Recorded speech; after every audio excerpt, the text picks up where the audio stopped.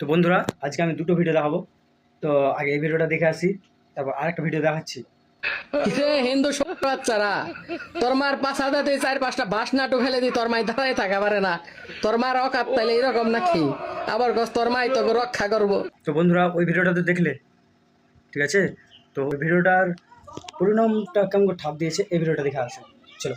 তুই যে বললি আমাদের হিন্দু দেবদেবীকে বাঁশ দিয়ে দাঁড় করাতে হয়, ইয়ে দিয়ে দাঁড় করাতে হয়, তোদের যে মালটা শুয়ে আছে এটা কি? এ তো সারাদিনই দেখি শুয়ে থাকে, ওঠেও না।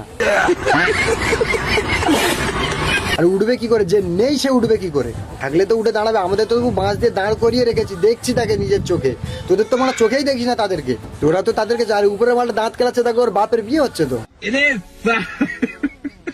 পাকিস্তানের সেনাবাহিনীগুলো যে বীর্য ঢেলেছিল সেই ওয়ালার তো এরা এরা মনে করে আমাদের ধর্মটাই শ্রেষ্ঠ, আর বাদ বাকি সব। তো দুটো ভিডিও তো দেখলে, দুটো ভিডিওর মধ্যে কোন ভিডিওটা বেশি ভালো লাগলো, এ না বি? কমেন্ট বক্সে বলে যাও।